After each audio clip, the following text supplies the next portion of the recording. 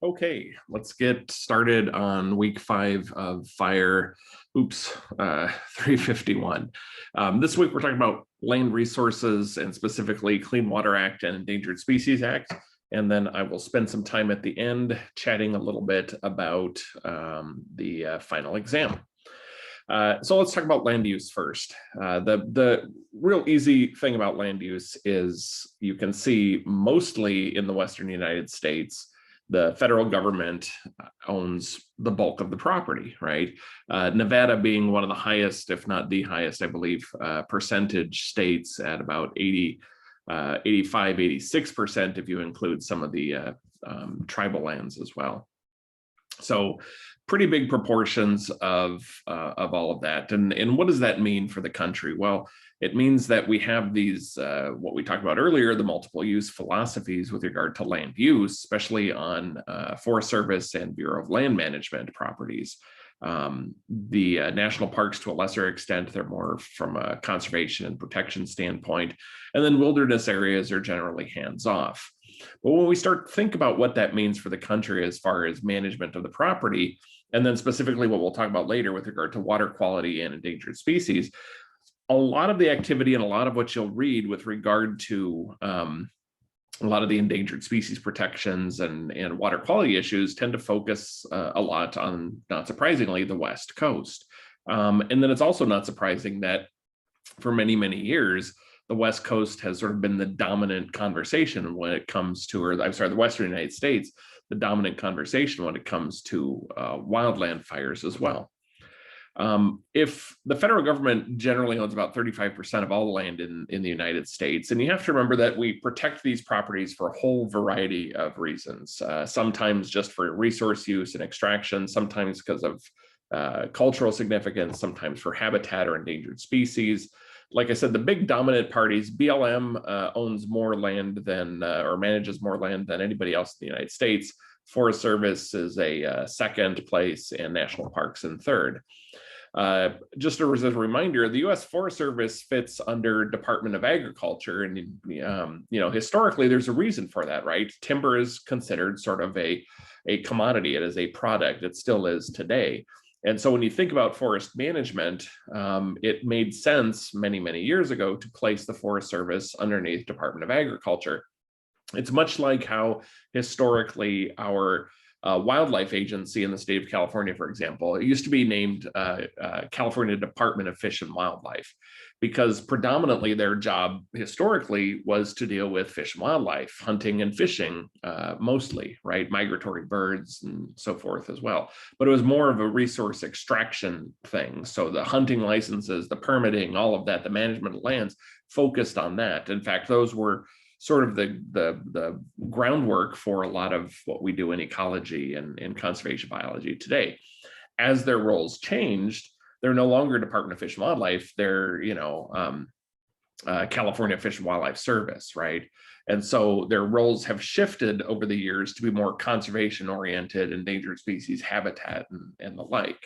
And so you're seeing that with the Forest Service as well now, right? The Forest Service traditionally has always been about timber harvest and extraction, but today that policy is and land use ethic is shifting.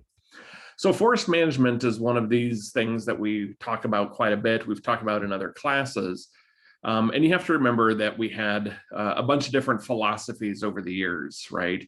And you have to also consider that traditional management of forests were all about creating basically tree plantations, right? Make it easy to cut down, make it easy to harvest.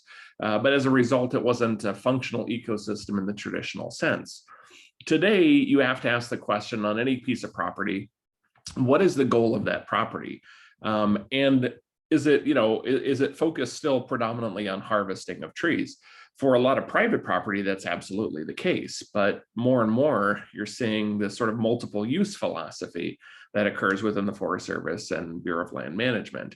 You're also seeing more emphasis on biodiversity protection, the protection of habitats, endangered species, wildlife movement, all of that, along with watershed protection as well, and managing the watersheds, because a lot of our watersheds in these protected or in these forested or remote areas, those, we have large watersheds, and the watersheds don't just stay in the forest. They feed our communities, especially here in California, all that runoff from the Sierra Nevadas going into California and the Central Valley. So over the years, we've had a lot of different philosophies on what works and what doesn't. And there's economic reasons why we did things like clear cutting. There's ecological reasons why we've done selective thinning or shelter wood cutting or seed tree cutting. And each one of these, remember, comes with its costs and benefits. Now, it's hard for us to just sort of set it and forget it, like just take a forest and walk away from it at this point and say, well, we're not going to manage it anymore. We're just going to let it be natural. We've done a lot of extractive uses on the properties, and vast acreages across the United States for, a couple hundred years. So you're not just going to walk away from that at this point. So then again, it kind of goes back to this question of, well, what are we trying to accomplish with this property? Now, if you look at all of the U.S. forests, what we consider, traditional forests in the U.S., actually 57% of those are owned by private individuals. Federal government has 20%, state and local 8%, and corporations like Pacific Lumber Company and Weyerhaeuser and others, they have 15%. Now, this matters because, our forests are expanding. In fact, we reached this interesting threshold a few years back where we're actually growing more trees than we're cutting down. And that was sort of the first time since, sort of colonization, if you will, where that actually started happening. We also see a lot of commercial tree planting. So taking areas that weren't traditionally forest and using them for tree plantings instead of cutting down existing forests. And you're seeing this emphasis in government protection as well. But the question, of course, is who owns U.S. forests generally, right? And if you look at the maps of ownership, it's a very complex matrix of federal, private, and corporate, and even state and local government ownership. And it's those interfaces where you're running up against these sort of conflicts of land use because habitat, watersheds, species, and ecosystems don't respect these sort of arbitrary boundaries. So private owners are really under pressure to sell property, and you have a lot of conservation groups coming forward today trying to buy those lands. So over the years, if you go all the way back into the early 1600s, you look at the results of sort of what we call virgin forest, untouched forests, and there's hardly any of that left in the United States today. Now, this isn't a map that shows where all the forests have been cut down. Don't get this wrong, right?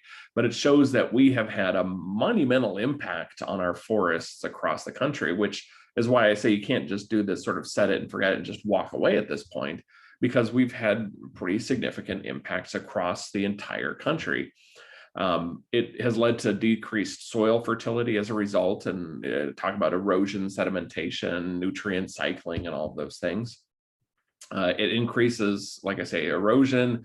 It creates what we call, desertification, right? This artificial creation of deserts, not because it's a desert in the traditional sense, but because, you've removed the actual ecosystem that was functioning. And in its place, you have sterile soils and other things. And as a result, you just don't get that vegetative growth like you once had. And along with that is pressure on our biodiversity and extinction and a lot of threatened and endangered species. And then, of course, we talk about sort of the concepts of climate change, both on a regional level, what happens locally as temperature and precipitation and all of that starts to shift or has been shifting, versus sort of the more global perspective. But again, this kind of the idea that we have had the impact that we have across the United States really needs to be center to the conversation that we have. Now, rangelands, the same thing, right? Areas that were grasslands or others have been heavily grazed and used by humans for a very long time. Grasslands aren't really intensively managed. You just throw livestock out there and they go and do their thing. It's not without its impact, so you have to recognize that. And the livestock grazing, has been substantial in a lot of areas, to the point where the ecosystems have converted over entirely, and the nutrients and the soils and all of that are failing as a result. Typically, you consider rangelands those areas that have grasses, forbs, and shrubs, right? So talking a little bit about rangeland degradation, why is this such a big deal? Well, again, it does the same thing that our forestry practices do, right? It creates these sort of deserts in essence. It's this progressive long-term degradation that happens over a time. It's the result of overgrazing. And then when you get things like drought and other impacts to the ecosystem, that may be natural events, right? But it's an impact nonetheless. And so you're compounding these problems. Now, the degradation of our rangelands, unlike our forests that are slowly starting to grow back, rangeland degradation continues in the United States and is actually on the rise.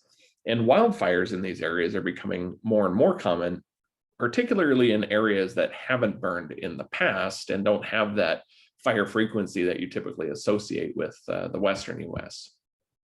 Now, a couple of other interesting things. About 30% of all US lands or rangelands are encompass the entirety of the United States. A third of that is public, 2/3 of it is private. So the bulk of rangeland really is privately held in the US. It's, like I say, under increasing pressure. And much like when I was talking about the forests and that desire to purchase or take forests away from the old landowners and convert it over into habitat and ecosystems, the same sorts of things are occurring here. You can place things like conservation easements and all that over property today. And usually what it does, it's not unlike an easement for a road or something else. We haven't talked much about easements or conservation easements in particular, but if a public utility needs to run power lines through your property, they ask or take an easement over your land to be able to have that access to do that thing on your property, right? Roads, the same thing. There's all sorts of reasons why easements are put on property. One of the things that emerged really significantly by the 1990s was this idea of a conservation easement, which basically said, we're going to put an easement over the property that does not allow that property owner to use that land for extractive uses or for grazing or building homes or anything else, right? And it's usually done willingly, and property owners will sell their land into a conservation easement and get money for it. And so it's just a way of sort of a financial and legal mechanism to protect property. And really, again, the focus is on privately owned land and preventing the development or use of that land. And then, of course, like I say, there's the public rangelands. So we're trying to shift the balance here and make sure that we don't just completely lose these ecosystem types or their value. But again, it's that balance of economic benefit that can be derived through things like grazing and ranching and so forth versus the watershed and habitat and ecosystem perspective as well. The Bureau of Land Management is most commonly regarded when you think about U.S. rangelands. They own most of the federal land for that, although Forest Service does have some as well. Now, the rangeland issues are complex and diverse. The conditions are slowly improving, which is good. There's more awareness and more protection of the land. You see a lot of that impacts from agriculture and grazing back in the 1920s, 1930s into the Dust Bowl era of the Midwest. And so we've learned a lot about soil conservation and so forth, and trying to manage things effectively so they don't get damaged. At that same time, we had the Taylor Grazing Act in 1934 come about. Again, the idea was to protect those lands. And then over the decades, we had federal land use policy and management come in to try and help figure all this out. And, it's an evolving thing, right? The way we managed our lands in the 1930s and 40s is substantially different than today. Because again, don't forget, our perspectives back then were more on the hunting, fishing side. Today, it's more on the conservation side for many states. Not all. And then, of course, there's the Public Rangelands Improvement Act. So by the time we get into the 1970s, where we're passing our air law and our water law and endangered species law, waste laws, all the stuff that we've referenced this semester. Well, you also get into public rangelands and the Improvement Act of 1978. And that led to better livestock management practices throughout the US to help sort of find a balance between using the rangeland purely for extractive use, right, versus managing it with the idea of sort of maintaining ecosystems. And so here in the background, you see the picture of the sage grouse and cattle grazing in the background. And these things aren't mutually exclusive. They can sort of, thrive together. And so you can have an endangered species where there is grazing, as long as you manage things appropriately. And the other piece, of course, is you have to have good science and monitoring to feed back into those decision makings and how to actually make all of this work. The other thing, so we have our forests, we have our rangelands, and we have our wilderness areas, right? No human developments allowed. The Wilderness Act came about in 1964 to protect vast areas of the United States and just say these are no-fly zones. You can't do anything on this property. No roads, no nothing, right? And so as a result, we have the wilderness system in the US. This is the highest level of protection, even more so than our national parks. There's about 702 areas total today. I think that number is increasing slightly. That protects about 100+ million acres throughout the US. Just to sort of put it into context, the wilderness area can be on national parks, US Forest Service, Fish and Wildlife Service, refuges, and property under BLM. To put the number in context, 84 million acres encompass our national park system in the US. And so we've dedicated an additional 100 million acres of even a higher level of protection solely for wilderness areas, right? Now, problems for wilderness areas, there's a lot of pressure, right? 100 million acres to set aside and say, leave it alone, let it do its thing is challenging. Some of these areas are overused, right? They'll still allow recreation and things to occur. There has been an increase in the wildfire risk as well. So as our ecosystems are shifting and we're seeing changes in temperatures and precipitation patterns, certainly the wildfire risk is increasing. And these properties are not immune from things like invasive species. They happen out there as well. And so what you end up with is this need for good management across this property, but it's across all federal property. And the reason, again, I'm talking about federal property, I'm not excluding, public lands from, say, the state of California or, your local county or city parks or open space areas. I'm not excluding those. I just focus on the federal because it applies to a lot of the laws we talk about in this course, but also because it makes up, the bulk of what we have out there. So how do you manage these lands, right? If you are trying to protect lands for biodiversity, that creates one sort of mechanism, right? One idea of how you manage the land and protect it. The other thing is, eliminating subsidies for resource use and extraction. You figure there's a lot of subsidies for timber harvest, and a lot of subsidies for grazing as well. We talked a little bit about the tragedy of the commons and Garrett Hardin earlier. Imagine, you're grazing your sheep or your cows on public lands, BLM in the state of Nevada or Utah or somewhere. And generally you pay an extremely low fee for that. And yet those lands are all owned by the people of the United States. And so the question is, you're deriving a huge benefit by being able to raise your cattle out there and grow them. And then you make a ton of money, at the back end potentially. So, but you're not paying for the environmental damage that goes. So there's this whole conversation about, how are we subsidizing this? Now, the argument could be made, and it's a fair argument, is that, well, the meat and products that are produced by these extractive uses on federal lands benefit the people of the United States. Right. So really what it comes down to is our land use ethic. How do we want to treat these lands over time? And do we want to hold those who damage the land accountable for that damage? Or are we willing as a country to just assume that risk and that liability ourselves, right?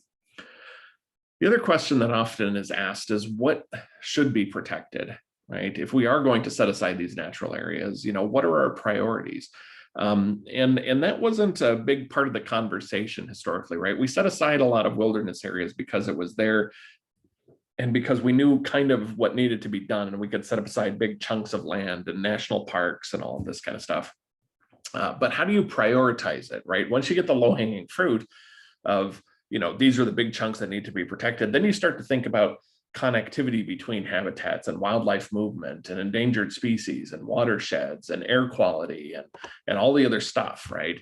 A lot of folks want more lands protected, and you see this sort of disconnect, especially in states like Alaska, where you see a disconnect between what the locals want, which is more resource use and extraction for jobs and local economy and so forth, versus what the rest of the country wants, which is to, whether or not you ever visit Alaska, there's a large group of people who just want Alaska protected because of its intrinsic value.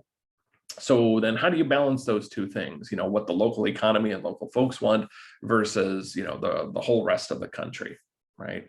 Been a lot of skirmishes and arguments and issues related to that for many, many years.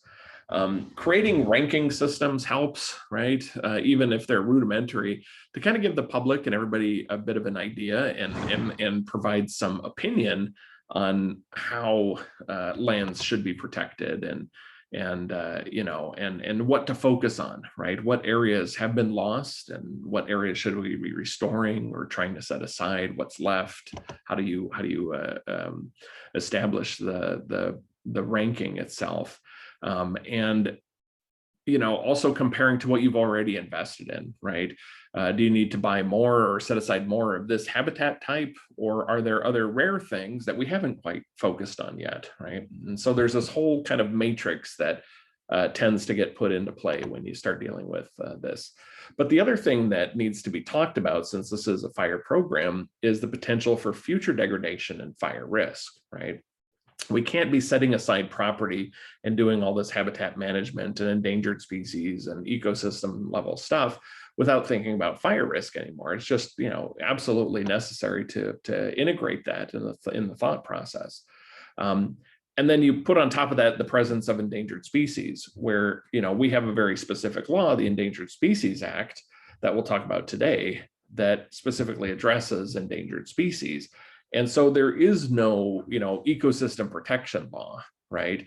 There is no, wildfire protection law. We've talked about that. There's really nothing out there, but there is an Endangered Species Act, and it says we shall protect those species that end up on this list as endangered or threatened, right? And so this is where the conflicts start to occur.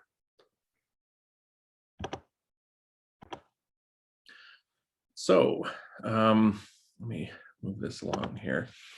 So like I said, we don't have an Endangered Ecosystem Act, right? We have an Endangered Species Act. But if you were to look at things from the perspective of ecosystems in the US, you could see the sort of top 15 most endangered ecosystems in order of priority. Florida, South Florida landscape gets #1 on that list. Appalachian spruce fir forests are #2. Then you get into the savannas and longleaf pine, eastern grasslands, northwestern grasslands and savannas, California native grasslands, coastal communities, southwestern riparian, Southern California coastal sage scrub, Hawaiian, live streams, caves, tallgrass prairie, California, again, for rivers and streams, and Florida scrub. So you'll see California a lot on the list. A lot of pressure here in California, and it's considered one of the top 25 biodiversity hotspots in the world, meaning that, the numbers of species, unique, rare, endangered, endemic, things that occur in California, nowhere else in the world, the biodiversity in California is pretty high compared to the rest of the world. And so there's a lot of pressures on these things. So again, the question really comes down to, how do you even manage land, right? How do you make decisions? And you got to start with, what are your goals, right? What are your targets and objectives? Are you here for conservation? Setting things aside for endangered or sensitive species? Do you want to preserve certain features like cultural resources or geologic or scenic resources? Do you want to allow for logging, mining, ranching, grazing, recreation, following that sort of multiple use philosophy? And then what are your targets or objectives, right? Do you want to restore the land to some former state or some different state, to provide some sort of natural or ecosystem type function? Are there cleanups? Is it a contaminated piece of property? Are you looking to derive a particular ecosystem service, like you want the natural ecosystem to grow back to prevent devastating flooding, for instance, right? And so you follow this sort of, I'll walk you through this sort of interesting framework. We had created this several years ago when working on some of the conservation planning and so forth. And like I said, you always start with your goals and objectives at the very top. And then you have to sort of identify what's your existing condition? Like, where are we right now at this moment in time as we start the conservation or the planning process, right? And then you have to develop the conceptual model. And I'll talk about those in a bit, but it's basically, how does the land work, right? The inputs, the outputs, the risks, the threats, the stressors, the benefits that are there, how does this ecosystem, work? And there's this refining process between these two. And then you get down into the bottom here, and this triangle kind of represents the whole process, right? If you're going to set aside property and manage land for whatever your goals and objectives are that you define up here, you have to monitor it somehow, right? You have to know, is it succeeding or is it failing? So you select candidates for monitoring. Maybe it's the number of endangered fish that you have in the stream. Maybe it's the number of trees you have on the property. Maybe it's, you track things like erosion and sedimentation, right? But you have to figure out what you want to collect data on that's relevant to this stuff up here. And then you design your sampling, right? This is the science part. This is the part that's usually the most challenging, right? How do you figure out what you need to collect and how do you collect it? How do you assess how many trout are in a stream every year? And then you get out to collect your data, right? But somewhere around that data collection, you need to have response criteria. So if the program isn't working and you want to protect things for watershed or water quality issues or endangered species issues or whatever, you don't just monitor it to extinction, right? I mean, there should be triggers along the way as the population declines and hits some sort of threshold. You need to have other programs in place to help, right? As the population increases, the same thing, right? Do you need to keep setting aside land and preserving things and all that if the population has recovered to a level that you think is sufficient and sustainable? Again, all based on science. And you go through this process over and over and over again. And, it's iterative, right? It doesn't stay stagnant. You hopefully revise this thing over the years, especially as technology and understanding and science and statistics and all of that sort of change. Now, the whole point of this is, again, that your decision-making is guided by goals and objectives and answering real questions that are relevant to the land managers or the public or the state or the county or whomever it is, right? And one of the more important things that we emphasize in the sciences too is identify areas of uncertainty or poor understanding, right? There's a lot we just simply don't know. And then the last piece is being adaptive, right? This set it and forget it. You go collect your data and it has to be adaptive. Changes are going to occur. You can have hurricanes, you can have wildfires, you can have all sorts of stuff that impacts your design of what you wanted to accomplish. Invasive species, disease, die-offs, droughts, whatever that is, you need to be adaptive and responsive to those changes. And like we've talked about all semester, anytime one of these programs are put into place, they have to be transparent, right? It's a government program. So the public needs to participate in it as well. And making sure that when you create these models and you create these sort of explanations for the public, it has to be simple, it has to be understandable. And it has to foster this process of open exchange of ideas and create more buy-in from the public. Because otherwise, what's the point, right? This is the people's land. So how do we define, what the people's land is and how we're managing it so they understand that things are happening for the better or not, right?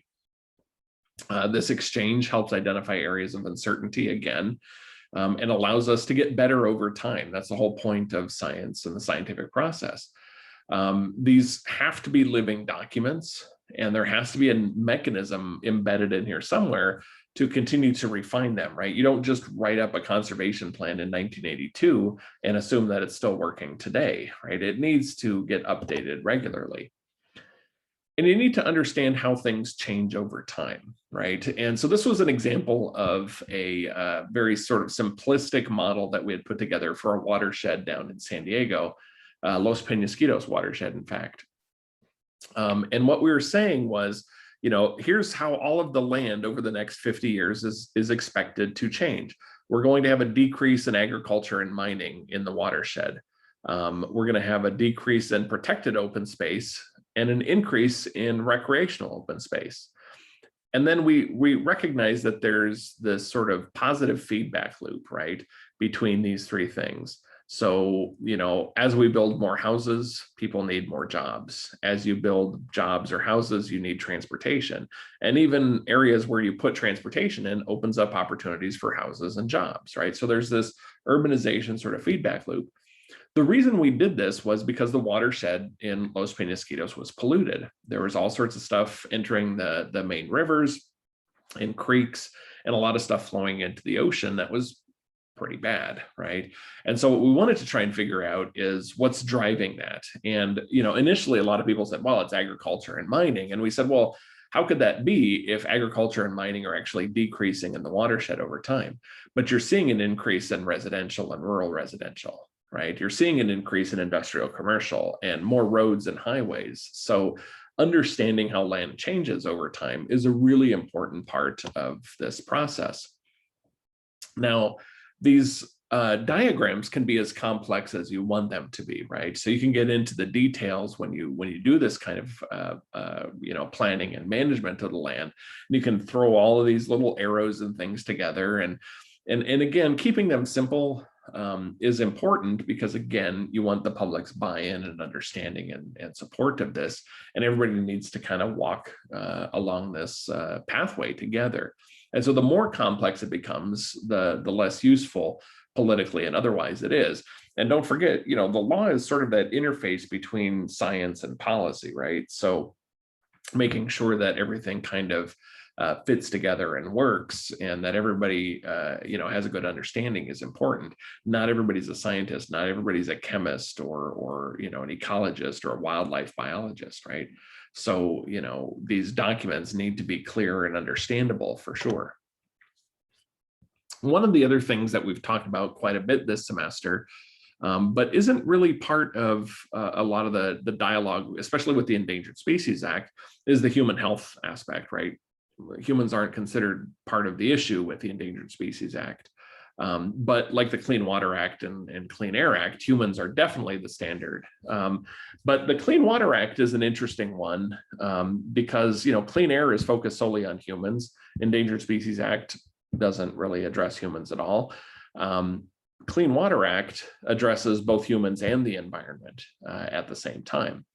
And so, when we start talking about human health, you have to remember a few things we've talked about in other classes, that, the basis for environmental law is based on our commerce powers and our ability under the Constitution to protect the health and welfare of our country, of our residents. And part of that means, creating, again, these metrics for how we measure success in human health, right? Life expectancy, infant mortality.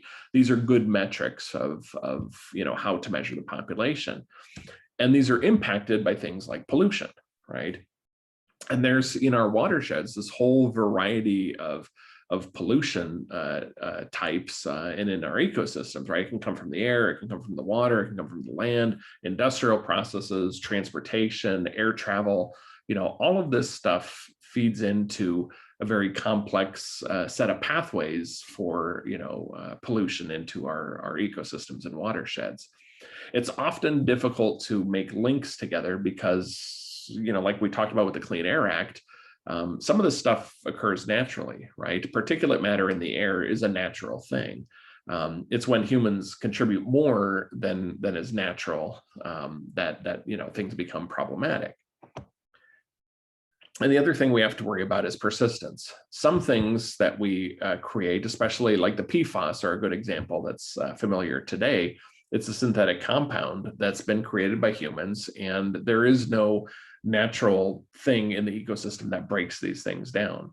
DDT is another example of that, right? We can still go into most of our watersheds in the US today and find DDT in soil and water samples. It just simply doesn't break down. But it does cause a problem when these things persist in our ecosystems. One of those issues is the idea of bioaccumulation.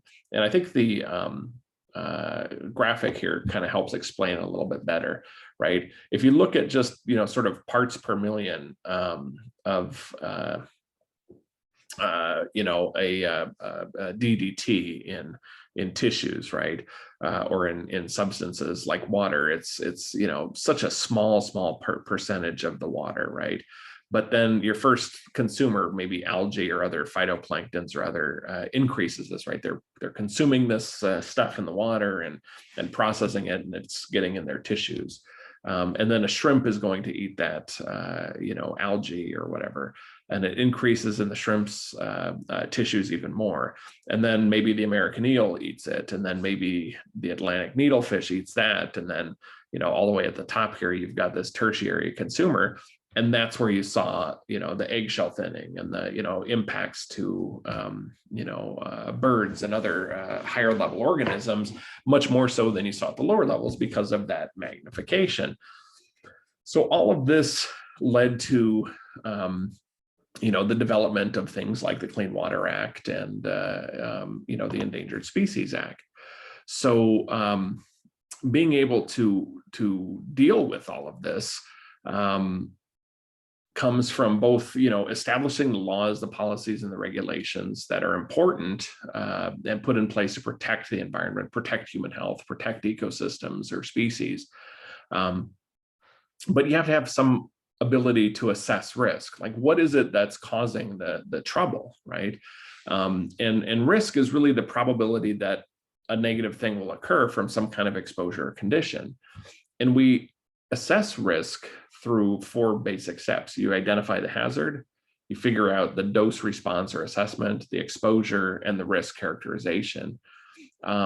It's not unlike what you do for fires, right? That whole risk assessment for neighborhoods or areas in the wildland urban interface, same basic concept.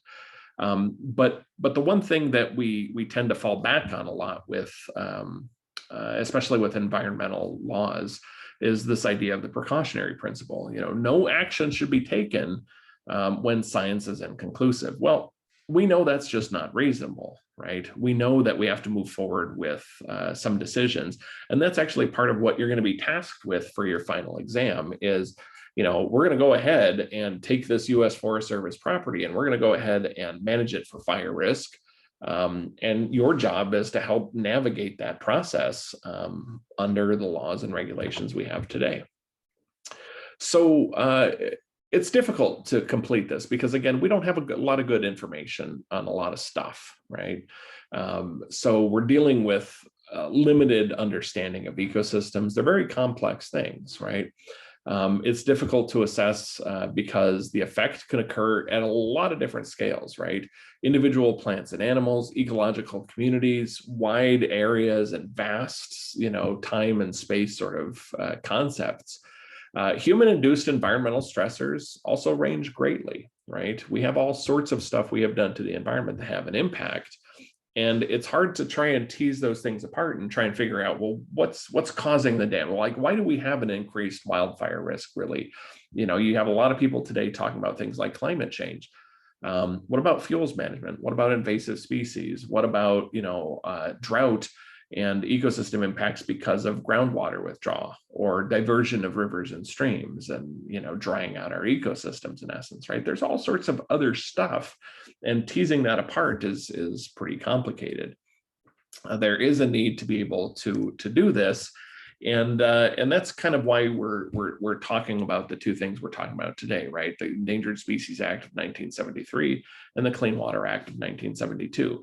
Now, just as a reminder, a lot of the laws and things that we talk about in this class, again, emerged in the 1960s and 1970s. Not to say that there hasn't been a whole lot of activity after, but there's a very interesting time in the US history where a lot of the laws that we operate under today were created. Now, the Clean Water Act is all about water quality, right? And again, it has sort of two considerations that the Clean Water Act cares about: humans and the environment. And so walking through this graphic, this is about the easiest way to explain how the Clean Water Act works today, right? First of all, you set your water quality standards, and you say, for, much like the Clean Air Act, right? Here's the things that we're worried about. Sedimentation, nutrients, bacteria, heavy metals, and you get your list of stuff that you're worried about in the water, and you set the standards, and you say, this is the safety standard, whether it be for environmental protection or human health. And then you go into monitoring. And the question is, let's say we're looking at a creek or a lake or a stream or river. It doesn't matter. You conduct that monitoring and you ask yourself, does it meet the water quality standards? If yes, then very simply, all you do is apply programs to make sure that it doesn't get worse, right? If it does not meet that, then that water body becomes listed under what we call Section 303D of the Clean Water Act. And it means you're an impacted or an impaired water body in the United States. Now, I'm not going to get into this class much about the idea of what a water body is or what waters of the United States are. These are very technical, very legal terms. And let me tell you, the Supreme Court's been struggling with the definition of waters of the US for several decades now. And every so often a new court case emerges where the Supreme Court tries to provide some additional clarity on what that actually means. And the expansion of that definition goes up or down, right? So at one point, vernal pools were all waters of the US, even though they're not connected to waters outside of their little sphere, but that was removed and then it came back a little bit, and it's fairly complicated. So I don't get too much into that. But if you are an impaired water body, the development of strategies and controls and all of that say, in this water body, we are going to establish what we call a TMDL, total maximum daily load. So if we're dealing with, say, a heavy metal like mercury, mercury is actually something that occurs naturally in the environment in certain areas of the country, albeit pretty low, right? And so you set the standard and you say, okay, so here's the standard for mercury in the water. And you say, this is your total maximum daily load that you are allowed to have in that water column at any given time. And then you implement these various strategies, right? And some of these are pollution discharge limits, right? You can't pollute stuff directly into rivers and streams anymore, not without a permit, and not without making sure that you do the best you can to reduce pollution in general, right? And then you can't degrade ecosystems and watersheds anymore. You can't just go in there and dredge them or fill them or do anything like that. And then there's other sections, Section 319. So as we started dealing with all the pipes and the discrete, outflows into rivers and streams and all that, water quality got better in the US, but it didn't get as good as everybody thought it was going to. And what we realized is that there's a lot of urban runoff that comes from our parking lots and our highways and houses and golf courses and agricultural fields and all of that. And so Section 319 was created to deal with that urban runoff basically into our watersheds. So again, these water quality standards, they apply to surface waters. We're not talking about groundwater. There's a whole other suite of laws and regulations that deal with that, but applies to surface waters. And the key elements are, you designate a use, you apply water quality criteria, and then you, like I said earlier, create these anti-degradation programs to make sure the water doesn't get any worse. If it's in bad condition right now, and it's on that 303D list, then you also have to put programs in place to help make it better, right? You can't just stay on the list continuously and just kind of throw up your hands and say, well, our water's terrible. No, the whole point is to get things better over time. So let's just take a hypothetical body of water or several bodies of water. You know, our watersheds are complex. You'll have lakes, you'll have rivers, streams, tributaries, and all of that. You have industrial areas, you have recreational areas, you have habitat and ecosystems, agriculture, mining, drinking water supply, you know, recreational and swimming, fish and ecosystems and habitat. And so what you basically do is you look across all of the watershed or that body of water, and you establish designated uses, or what we used to call beneficial uses, right? And these beneficial uses are defined under the law as what we see as the use of that body of water. It provides a drinking water supply. It provides recreational use. It provides habitat. You know, whatever it is, agricultural water supply, industrial water supply, right? And we say, this is what the water is being used for today. Now, then the tough decisions are, how do we make sure that the water gets better if it's impacted and listed under 303D? And so, you know, the biological criteria, when we look at habitat and ecosystems under the Clean Water Act, we don't care about human life right now, right? We're talking about aquatic ecosystems. And so there's a lot of field sampling and data collection and things that you need to focus on: fish and invertebrates and plants. We talk about the individuals, the species, the guilds, how that ecosystem, how that food web, if you will, all fits together. And then you basically collect data and you compare sites and see how things are doing, right? And then if you are on this 303D list, you know, the whole goal is to get off that list. But every couple of years, every state has to submit to the EPA for review and approval the list of waters that are not meeting water quality standards in their state. Right now in California alone, we have well over 4,000 bodies of water that don't meet those standards. And, you know, your favorite creek or stream or whatever it is probably is on the 303D list. You just didn't know it. Now, the reason why they end up on the list are fairly diverse, right? There's a lot of stuff that'll cause this to be out of compliance with the federal standards. Now, remember, the Clean Air Act focused on, you know, 7 criteria pollutants, right? It was the PMs, ozone, lead, carbon monoxide, carbon dioxide, right? So forth, the NOx and SOx, all that. The types of pollutants in the watershed are a little bit more diverse. They have much larger lists. They have metals. They have all sorts of man-made compounds and chemicals, pathogens, pesticides, sediment, toxic organics. The ones I've highlighted on this list are those that can also be associated with fires in the wildland-urban interface or wildland fires themselves. And we've talked about some of these things, right? Like toxic organics, polycyclic aromatic hydrocarbons specifically are called out as one of the example categories of a water pollutant. And we know it's a hazard to humans. We know it's a hazard to firefighters. We know that it's existing when these fires are going on. So that's why, you know, I talk about the Clean Water Act, is because there is a definite nexus between the Clean Water Act and wildfires today.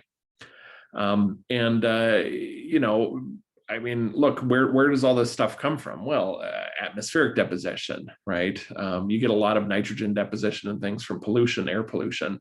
But then, you know, put it in the context of, you know, all of this stuff like sewage and, you know, all of that. But put it in the context of wildfires for a minute, and you see our major pollutant sources, and again, highlighted those that are associated with wildfires or the urban interface fires. And you can see that there's, you know, about half of them are associated with that, right? Atmospheric deposition from smoke, habitat alterations, things like just the denuding of you know, vegetation on that ecosystem. Industrial, well, you know, you can have industrial inputs from industrial and commercial manufacturing and so forth, but when all of that stuff burns down, and again, all of that runoff, you know, from that you know, next storm kicks in, all of that stuff gets pushed into these watersheds, right? So there's a lot, major pollutant sources. The other one is silviculture or forestry. The way we even manage our forests have an impact on the water quality around it. We know this, right? And so there's a lot that goes into establishing water quality standards in the United States. Now, when I talked earlier about TMDLs, or total maximum daily load, what it means is, waters that are affected by different pollutants that I showed earlier, we don't want the pollution to get worse, right? And so what we try and do is cap off all of the pipes that were polluting in the first place. Like, let's get rid of that. That was the easy fix, believe it or not. But our watersheds still remained, out of compliance. And it's because of all that watershed stuff that when it rains and when you have these storm events and everything else, everything kind of washes across our landscape and then contaminates these watersheds. And so again, Section 319 was created to deal with non-point source programs and all the pollution that comes along with that. And Section 319 has a big relationship to wildfires as well, because as they sweep across the landscape, it's indiscriminate of what it's going to burn. And as a result, you're going to burn houses and transportation and industrial commercial areas, vegetation, natural areas, ecosystems and habitats. And so, what we've realized is that these all have impacts on the water quality, and those impacts can be long lasting too. So what do we do? How do we protect water quality in a given body of water? Well, what we do is, let me go back here for a moment and remind you about this image, right? So we take that water body and we say, these are all the beneficial uses that we want to protect within that watershed, right? And so we identify all of that. And then within each one of these little segments here, we do this, we allocate TMDL. And let's say we're dealing with nitrogen, for instance, right? And let's say within the watershed, we have two sources of pollution that come from industrial plants that pollute directly into the river, and that effluent or that water has nitrogen in it. Now they're permitted, they have a legal right to be able to do that under their permit. But they're carved out of the total amount of pollution that's allowed. Again, the whole goal is not to exceed unsafe amounts. And so you say, well, point source 1 and point source 2, this is how much you get. And then non-point source, right? A golf course, a parking lot, right? Non-point source. And then you have other watersheds that are feeding into your watershed, and they contribute nitrogen into that watershed. They bring it in. And then you have sort of your background level. Nitrogen is natural in the landscape. You try and figure out what's the natural level of nitrogen. And then you create this reserve capacity. And the whole point is you sort of deal out the cards, right? And you say, this is what everybody can pollute, with the idea that you reduce that pollution over time when you can, and as technology and management of the land gets better. And then you keep some reserve in here that says, okay, and if something bad happens, we're hopefully not going to exceed our water quality standard. If, for instance, a hurricane occurs or a flooding event or, a wildfire. That's the whole point of this program.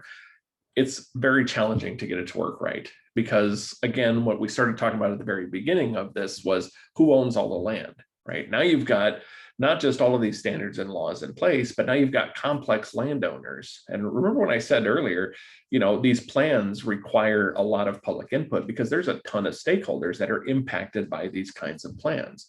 Has to be simple, has to be understandable, has to be relevant, and you have to be able to establish programs that truly monitor and measure the landscape over time to see, are we winning or losing with regard to water pollution? And then you throw in a big event like, the Paradise fires or something like that. And at that point, all bets are off, right? Because this whole model just kind of blows up. And so the question we always have, and one that I'll address toward the end of this lecture as well, is this idea of foreseen versus unforeseen circumstances. We know fires happen. Do we expect really devastating fires? Should we expect really devastating fires? And should we build that into our TMDL calculations? I don't know. I haven't had good answers on that because it's a very complex question. Now, Moving from Watershed and Clean Water Act, let's talk about the Endangered Species Act. So a year later, they passed the ESA in 1973. It's been amended several times since. The whole underpinnings of the ESA are that plants and animals were in danger of becoming extinct in the United States. And key at that time were things like the bald eagle from DDT, right, the grizzly bear.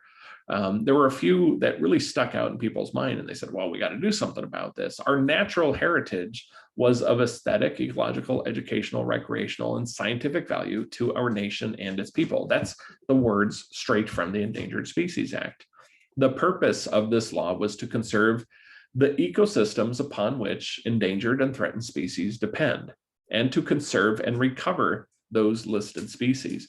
So once you end up on the endangered species list, whether you're threatened or endangered, distinction doesn't really matter, but the whole point is not to stay on the list forever and just say, well, that's terrible. No, the whole point is to get you off that list and recover that species over time.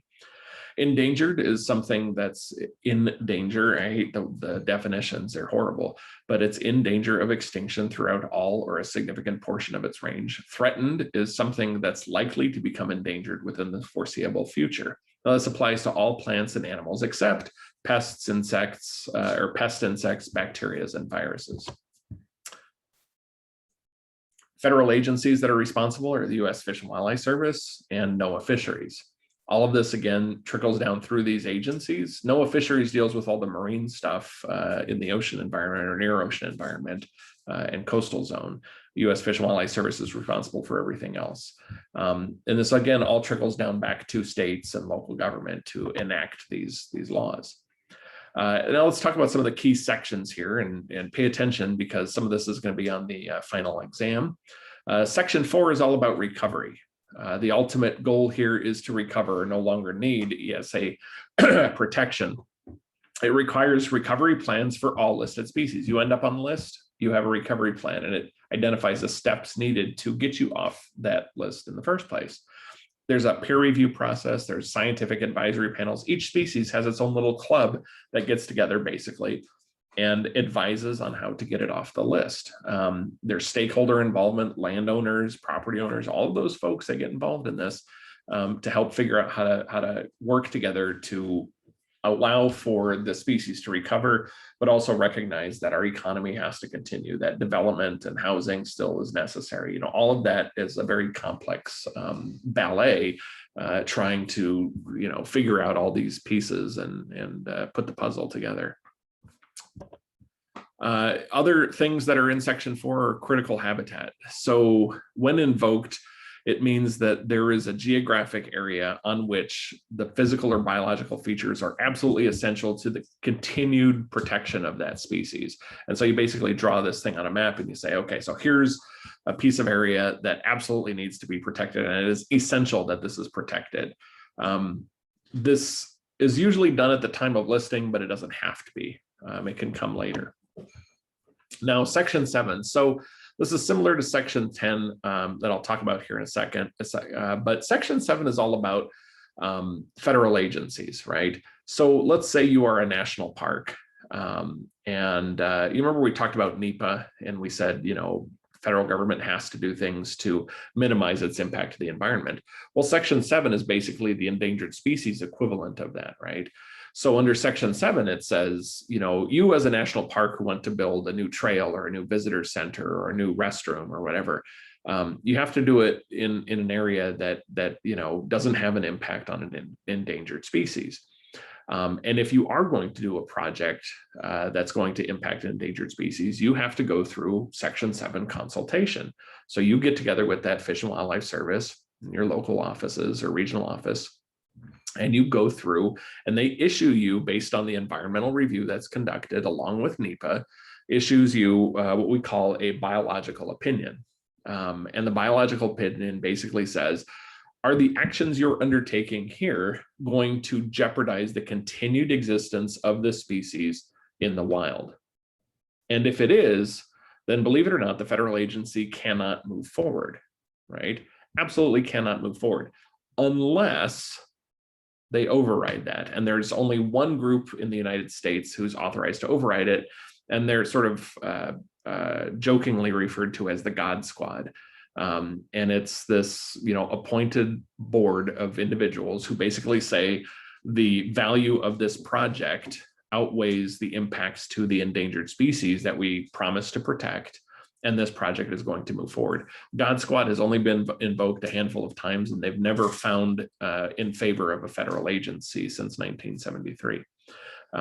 Because the Endangered Species Act in Section 7 also requires you to offer reasonable and prudent alternatives, and whether or not the project can be modified to avoid jeopardizing the continued existence of the species. This is a very robust, very strict law that was written in 27 pages, basically. Amazing the implications that this law has had on this country. Now, Section 9 is all about what we call take, right? And it's what the take prohibitions. It is unlawful for a person to take a listed species. And by take, it means harass, harm, pursue, hunt, shoot, wound, kill, trap, capture, collect, or attempt to engage in any such conduct. And then it gets even more specific when we talk about things like harm, right? Harm itself is an act which actually kills or injures wildlife, but it can also include significant habitat modifications. So let's take the spotted owl, for instance. You can cut down an entire forest of spotted owls or trees that the spotted owl lives in, cut down the entire forest, and you just keep shooing the bird away and like, shoo, shoo, shoo, don't hang out in the tree while I'm cutting it down. But if you cut down all of those trees, eventually that bird is probably going to die because you've removed its habitat and breeding grounds and feeding area and everything else. And so you haven't directly killed it, but you have, in essence, prevented that thing from surviving, right? Okay, and then the last thing I wanted to talk about was Section 10 of the Endangered Species Act. So from 1973 to 1982, there was a blanket prohibition on the take of endangered or threatened species in the United States. And what that meant for the federal government was, well, we have Section 7 consultation, right? So if a government entity wanted to move forward with the project, it would just go through Section 7. A private entity, though, a private landowner, didn't have that option, believe it or not. And so it was almost a decade until that option was figured out. So the Endangered Species Act was written in such a way originally where it said absolutely no loss of endangered species in the US. Well, that's just not reasonable. The first, what we call a Habitat Conservation Plan, or HCP, was developed in San Bruno Mountain outside of San Francisco in 1982. And it was authorized under newly minted Section 10 of the ESA. And what it was designed to do is relieve the restrictions on non-federal landowners, right? So private property owners, or states or counties or cities. And what they have to do is they basically do a Section 7 consultation, a little bit different. And they have to develop a habitat conservation plan, and then they receive an incidental take permit. So I own 1,000 acres of property, and I say I want to build, condominiums on it on San Bruno Mountain. And San Bruno Mountain happened to have an endangered butterfly living on it. And initially, the federal government said, well, you just can't build, right? You kill that endangered species, that is prohibited under the law the way it is written. And they said, well, hang on a second. I also have constitutional protections that say, my private enjoyment and use of my property is allowed. And so now the Endangered Species Act is conflicting with the Constitution. That can't happen. And so they create Section 10 and they say, okay, you have to write up a habitat conservation plan. You go through this process and you get an incidental take permit to allow for the species that are covered under the plan to be taken by your actions, right? So you still have to avoid things like you can't intentionally go out there and step on the butterfly, right? You can't go out and shoot the bald eagle, right? But you're still going to impact its habitat or its resources that it's going to use. So what does that mean for you? Well, you have to create a habitat conservation plan that attempts to avoid, minimize, and mitigate those impacts to the maximum extent practicable, right? Practicable is the legal jargon that they use in the ESA. And if you do that, the agency signs off on it and you can go ahead and proceed. And so in that plan, I work with the agency and I say, okay, so I'm not going to develop all 1,000 acres. And they say, we'd like you to just focus on, developing 100 acres. And we go through this negotiation and we do surveys of habitat and everything else. And I say, well, look, there's no butterflies over here mostly. And, there's some over here, but I'm going to restore habitat over here to increase availability of habitat for the butterfly. And in the end, we're going to land on 250 acres that we think we can deal with as long as we implement this conservation plan. And that's kind of how this whole thing was created originally. Now, it changed over the years, as I'll show as a case study in especially 2003. So one of the things that's not part of conservation planning is disaster planning. And it's not a component of HCPs because it's usually not considered an impact, right? A hurricane, for instance. Yeah, we've done a lot of planning for the Florida scrub jay and the Florida panther, and it's an endangered species. They've done their conservation planning down there, but how do you account for a hurricane, for instance, right? And yet we know they occur. And so how do you strike that balance between what is foreseen and what is unforeseen? That's language specific to the law, the Endangered Species Act. And so how do you permit impacts, and what happens when the frequency or intensity of that changes? And so the example I use is San Diego conservation planning in the 1990s. So in 1991, they sign off on and then by 96 is fully authorized the multi-species conservation plan and natural communities conservation plan. So it's the federal and state laws to cover this approximately 170,000 acres in San Diego County. There were 85 species included in this plan, and it was really pushed forward because of the listing of the was it the flycatcher, or I'm sorry, gnatcatcher. I'll talk about it here in a moment. And yet, so this is the area we're talking about in this sort of tan brown here. 170,000 acres of this whole area was set aside for conservation planning, right? And if you zoom in a little bit into the area, again, shown in pink, this is the federal land. So Miramar Marine base is right here. So it's not included in the plan, but everything else in this pink is, right? And so they sign off on this plan. And the plan was really all about coastal sage scrub. And the reason why we focused on coastal sage scrub is because if you recall earlier in the lecture, it's one of the most endangered ecosystems in the United States. It is a fire adapted ecosystem, but anthropogenic alteration changed the frequency and intensity in this area.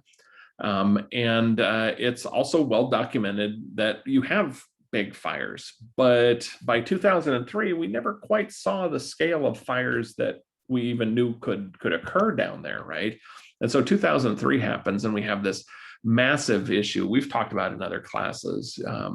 At that time, the Cedar Fire was the largest fire in California's history. Now, the post-disaster response. So we have a habitat conservation plan in place. We have a fire that occurs. And a couple of things occurred. One, I was actually working with the city of San Diego at the time. There was a lack of a coordinated response between agencies, right? City was doing one thing, county was doing another, the feds were doing yet another. Everybody was focused on the fire, which they should be, but post-fire, we had a lot of responsibilities that we had to respond to, not the least of which was this plan that was created in the 90s for the protection of endangered species and habitats. So let's talk about some of the specific case studies here related to fire and conservation planning. First is the California gnatcatcher. This was the species that galvanized the MSCP in 1991. It was the listing of the species as endangered, where basically it was going to shut down all development in private land in San Diego County. So they needed an HCP to move forward. Thorn's hairstreak was another species. It's a butterfly that occurs in the very bottom of Southern California, more or less. And then the Tecate cypress, which is an endemic tree that occurs in that part of San Diego County and into Mexico. and nowhere else in the world. And it turns out that Thorn's hairstreak, actually part of its life cycle depends on the Tecate cypress. So the California gnatcatcher depends on coastal sage scrub.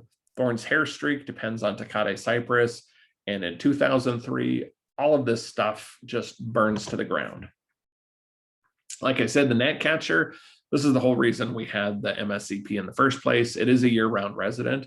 30% of its habitat was lost at that fire. Well, this is an endangered species to begin with. And then you take off 30% more habitat, it doesn't help, right? And then at the same time, this is when the same year when the West Nile virus was reported in San Diego County, and West Nile virus kills birds. And so you get these cumulative impacts. And what happens from West Nile virus, when you have a major fire event, you get sedimentation, erosion, a lot of ponding. West Nile virus comes from mosquitoes. All of that ponding increases mosquitoes and increases the risk to this bird. So at some point, everybody's like, oh my God, this thing is probably going to go extinct, right? I think this might be the tipping point.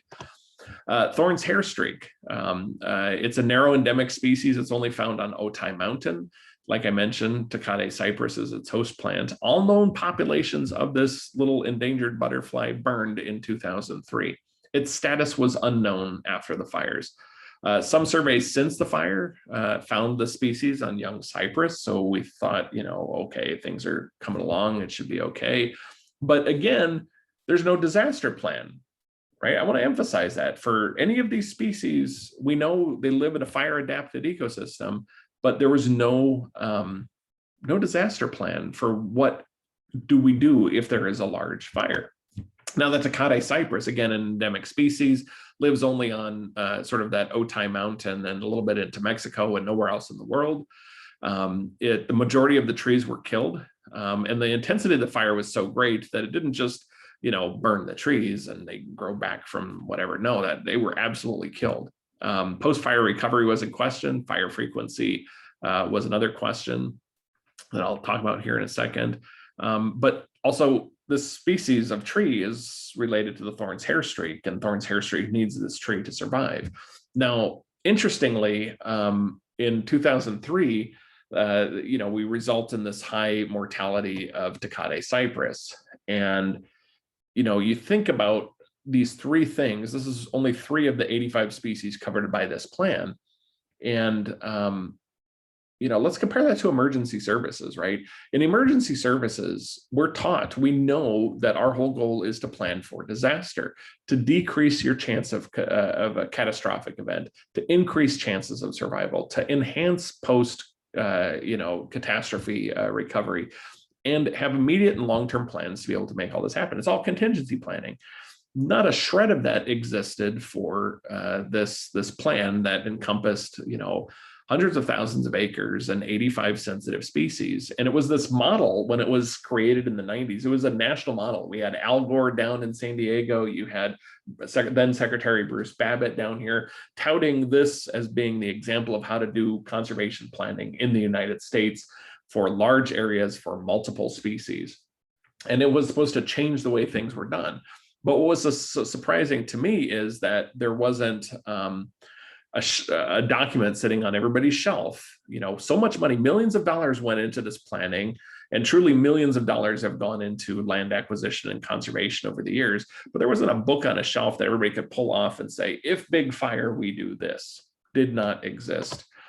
So it wasn't a unified response, right? The fire was, but the post-disaster for endangered species and habitats and ecosystems and watersheds and all that, completely uncoordinated. A lack of multi-agency sort of jurisdictional communication.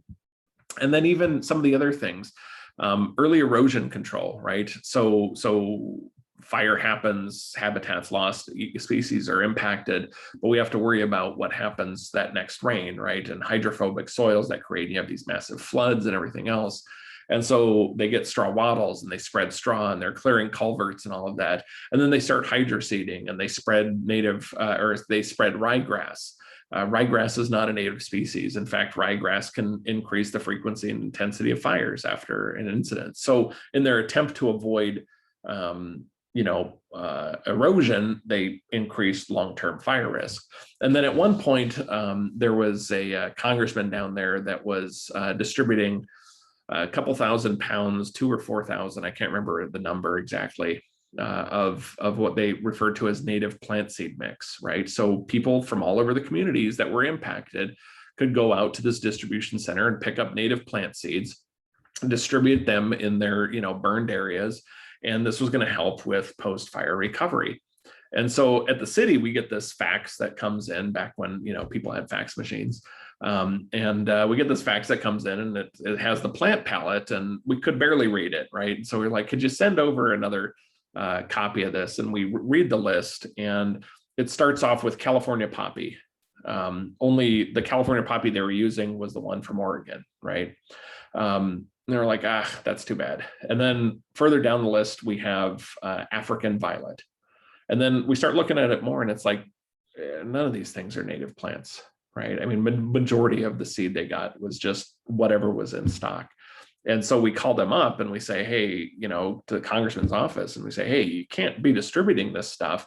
Some of these things are high fire risk, and most of these are not native species. And so they kind of freaked out a little bit and ran over, stopped the distribution. But by that point, pretty much all the seed had been picked up. And so that is the result of bad planning for conservation, right? And so the question really comes down to, was this a foreseen or an unforeseen incident? Well, certainly by 2003, the scale of this fire wasn't something that anybody had ever anticipated. That was new, right? After 2003 and what we're seeing today, now we know this is a foreseen circumstance. But the reason I use these words is because the Endangered Species Act specifically addresses it. It says, reasonably foreseeable changes. Does this include natural catastrophes? Well, that's not addressed under the law or any of the regulations. So whether you're talking about hurricanes or floods or droughts or wildfires, if you're planning for endangered species and habitat protection, we know these things are going to occur. Now, if it's considered a foreseen circumstance, the permittee should provide mitigation, but it may not be obligated to pay unexpected costs. Right? So what does that mean? So I, as a landowner, or the city of San Diego, who created this plan that was guiding all of the development that was going on in San Diego and still is today, if it's a foreseen circumstance, I needed to have something in that plan to address a big fire. Well, that didn't exist. And so they said, well, it's an unforeseen circumstance. City and everybody else, all the permittees said it's an unforeseen circumstance. And if it's an unforeseen circumstance, then the Fish and Wildlife Service, U.S. Fish and Wildlife Service, may be responsible for all the costs and everything else to make sure things don't go extinct. Ultimately, nobody took responsibility one way or the other. They avoided the whole conversation entirely. Habitats grow back, species can bounce back. The Thorns hair streak wasn't seen for quite a while. It was seen again, but interesting going back to that one. The bulk of this Tecate cypress population burned in 2003. In 2007, we had fires in San Diego County again, and the bulk of that population burned down again. Now, Tecate cypress is a fire-adapted plant, and it has serotinous cones that will open up after they're exposed to heat and fire, right? So the assumption was, look, Tecate cypress need fire as part of its cycle, but not as soon as 7 years, right? Because those 7-year-old trees that were all burned down were not old enough to have set cone again. And so there were vast areas of the Tecate cypress that were wiped out entirely. And again, the question comes down to, the idea of contingency planning, right? Planning for disaster. If you know it's a foregone conclusion that you're going to have major fires and things going on, why aren't we planning for all of this stuff? And so ultimately, what happens is, reserve design alone isn't enough, right? This set it and forget it mentality isn't feasible for managing ecosystems or watersheds. The more uncertainty you have, the more planning and the more management you need.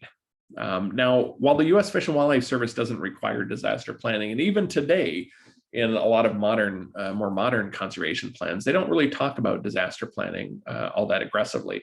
In fact, they don't even really address climate change for most of these plans either. And so should that be done? Should we be having those kind of conversations in conservation planning? A lot of folks are saying, yes, they should, because there is an inherent responsibility in there if we know these things are potentially going to occur.